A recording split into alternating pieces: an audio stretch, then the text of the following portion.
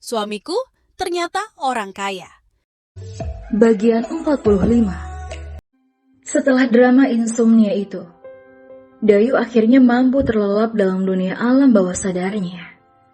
Hingga bulan pun bergeser, bergantian dengan mentari yang sudah mulai nampak dengan sinar hangatnya.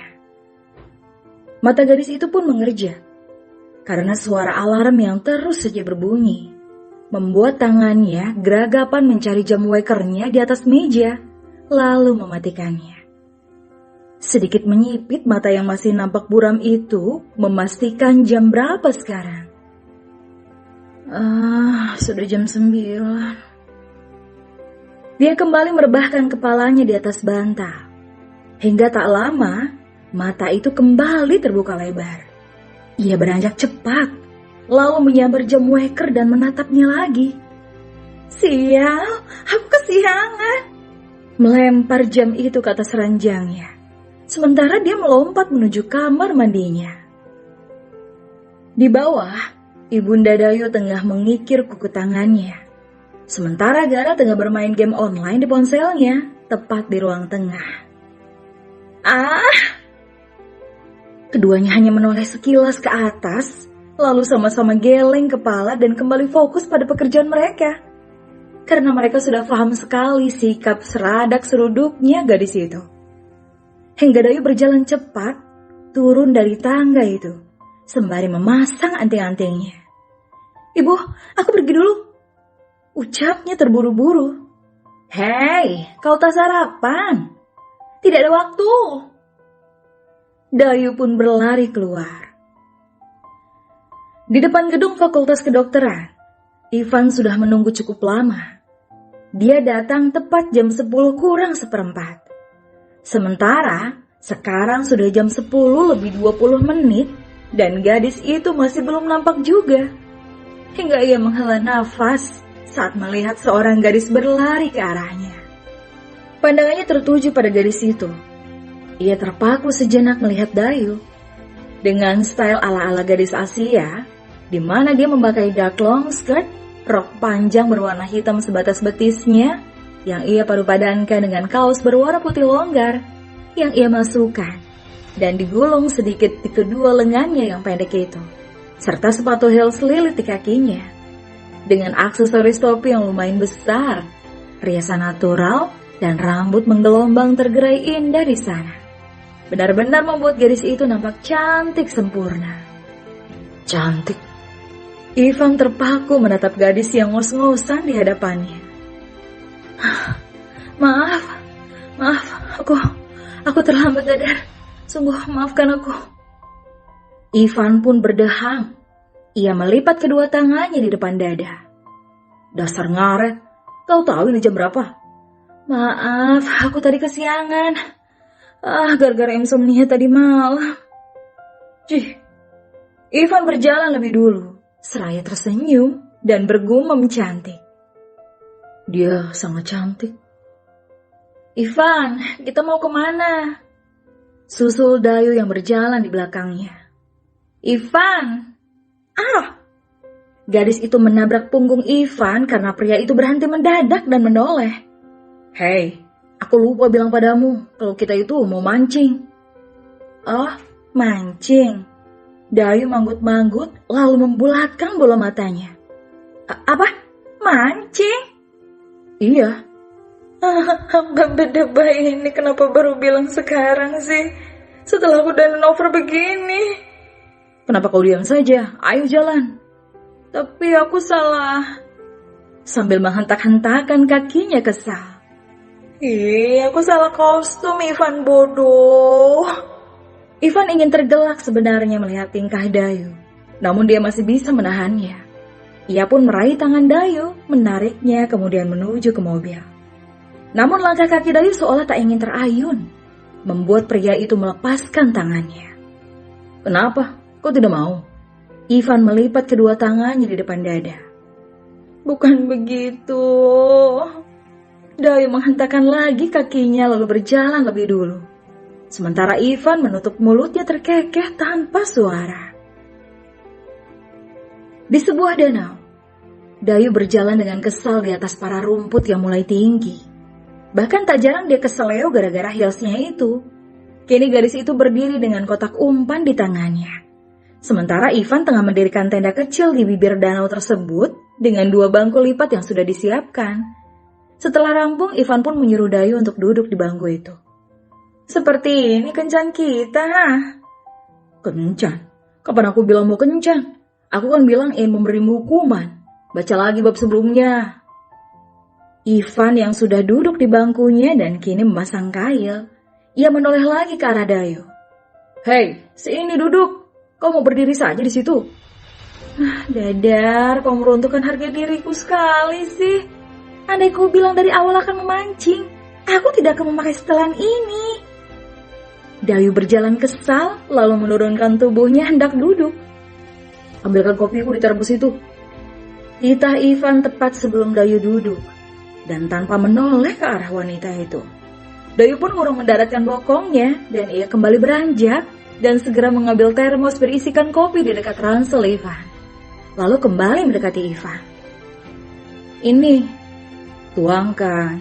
Kau tak lihat, aku telah memasang umpan di mata kailnya. Kau itu benar-benar ya, kembali pada habitat menyebalkanmu. Dan bodohnya, kenapa aku bucin sekali padamu dan mau melakukan ini untukmu? Dayu menuangkan kopi tersebut. Ivan pun mulai melempar mata kailnya ke danau. Ini kopimu. Dayu menyerahkan itu pada Ivan. Ivan pun geleng-geleng kepala. Ia meniup sendiri gelas yang sudah berpindah tangan itu, lalu menyodorkan kepada Dayu. Tapi gadis itu membatung. Minum. Apa? Ku bilang minum, ayo minum. Dayu pun mendekati mulutnya menuju bibir gelas itu dan menyeruputnya sedikit. Setelah selesai, Ivan memutar gelas itu dan meminum langsung di bekas bibirnya. Dayu pun terbelalak. Ivan? Pria itu menoleh seraya mengangkat satu alisnya. Kau minum di bekas bibirku? Kenapa? Tapi itu kan... Apa? Iya, aku paham. Orang bilang, itu ciuman tidak langsung. Benar begitu? Pipi Dayu memerah, sementara Ivan tersenyum sinis. Kenapa? Kau mau aku melakukannya langsung di situ? Ivan menunjuk bibir Dayu. Tunggu aku mendapatkan ikan, maka akan kuberikan satu kecupan di setiap ikan yang kudapatkan. Di sini. Menunjuk bibirnya sendiri, lalu dengan coolnya kembali mengarah ke depan. Tanpa peduli gadis di sampingnya tengah meronta-ronta di dalam hatinya, saking baper dengan kata-kata Ivan yang datar, namun ngena di hatinya. Hari sudah semakin siang. Terlihat sinar panas sang mentari yang mulai bergeser. Beberapa burung pun sudah mulai mengurai kicauan mereka.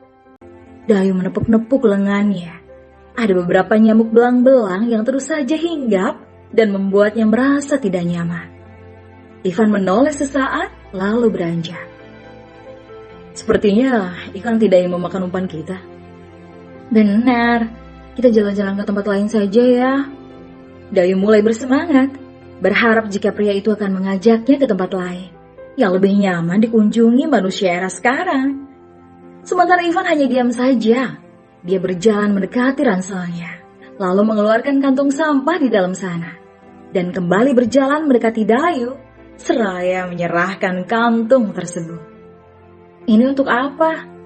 Kau tahu, alam sudah memberikan kita banyak manfaat. Saatnya membalas budi. Maksudmu? Kita punguti sampahnya.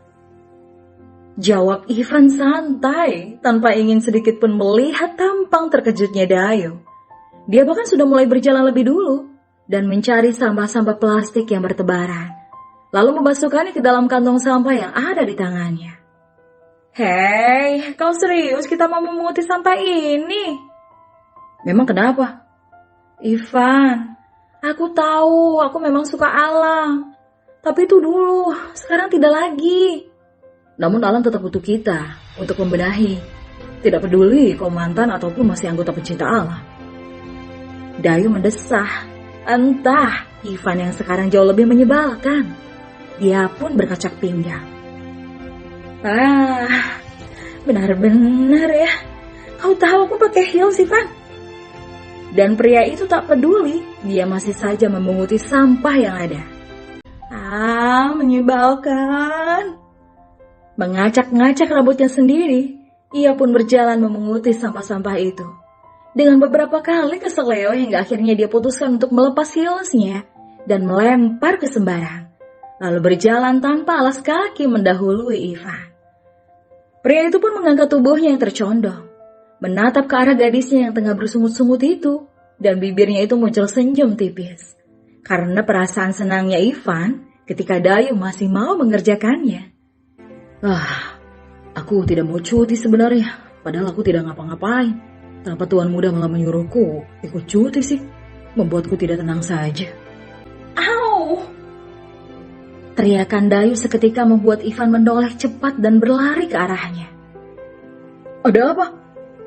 Ivan sudah berdiri di dekatnya, mencondongkan tubuhnya melihat area kaki yang dipegang Dayu. Kakiku sakit, seperti aku menginjak sesuatu, mungkin serpihan kaca. Kau ini kenapa tidak pakai alas kaki sih? Aku kesulitan memakai heelsnya. Lagian siapa sih yang suruh mengajakku ke sini tapi tidak bilang dulu? Aku kan jadi selalu pakai alas kaki. Ivan menggeleng-gelengkan kepala, lalu berjongkok. Sementara Dayu berpegangan pada bahu pria itu. Benar, sepertinya beling. Kakimu berdarah. Benar kan apa kataku? Dayu tersenyum. Entah kenapa dia memiliki ide licik untuk memanfaatkan luka di kakinya itu. Ayo kita ke tenda dulu. Aku akan ke mobil mengambil kotak P3K. Ivan beranjak. Gadis itu pun menggoyang-goyangkan tubuhnya dengan tangan ia gendong di belakang. Ayo jalan, kenapa malah diam saja? Dayu pun mengangkat kedua tangannya. Gendong. Hei, kau masih bisa jalan ya, jangan manja. Masa bodoh, pokoknya aku mau digendong sampai tenda. Dayu tersenyum lebar hingga gigi-giginya itu nampak. Kau mencari kesempatan sekali ya. Ivan pun meraih tubuh Dayu dan membopongnya. Kau lebih tampan jika dilihat dari dekat ya. Pipimu juga halus sekali. Sementara pria itu melirik sebal ke arah Dayu. Ivan, tutup mulutmu, kau jangan menggangguku, tubuhmu berat sekali sih. Ivan seraya berjalan menuju tenda yang sebenarnya tak jauh, sementara Dayu hanya diam saja sembari mengulum bibirnya sendiri, menahan senyumnya yang benar-benar ingin tersungging terus-menerus. Hingga keduanya sampai di tenda itu, lalu membersihkan, memberi obat dan menutup luka yang tak terlalu dalam itu dengan perban. Dan selama Ivan melakukan itu, Dayu tak henti-hentinya mengamati Ivan yang terlihat lebih tampan saat sedang fokus membalut lukanya. Hingga hujan tiba-tiba turun di bawah sinar matahari yang masih terang ini. Sehingga membuat Ivan langsung masuk ke dalam tenda, lalu menutup tenda itu. Sial, kenapa tiba-tiba turun hujan sih?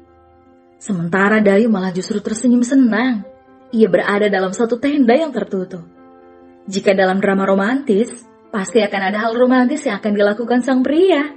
Ia pun mulai berakting, mengusap-usap lengannya seperti orang kedinginan, dengan sesekali melirik ke arah Ivan yang hanya diam saja. Kau kenapa? Aku kedinginan. Ucapnya. Dia pun melepaskan sweaternya yang langsung membuat Dayu senang. Oke, drama romantis akan dimulai. Ivan pasti akan memakaikan jaketnya, lalu memelukku. Dayu terkekeh jahat dalam hati.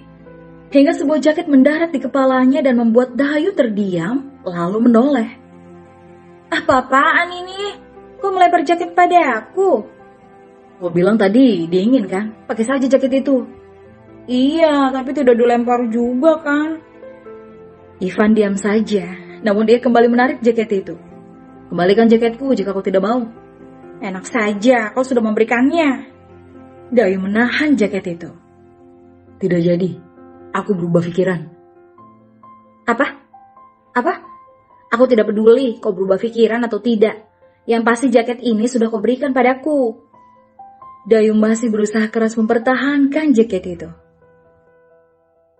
Bersambung.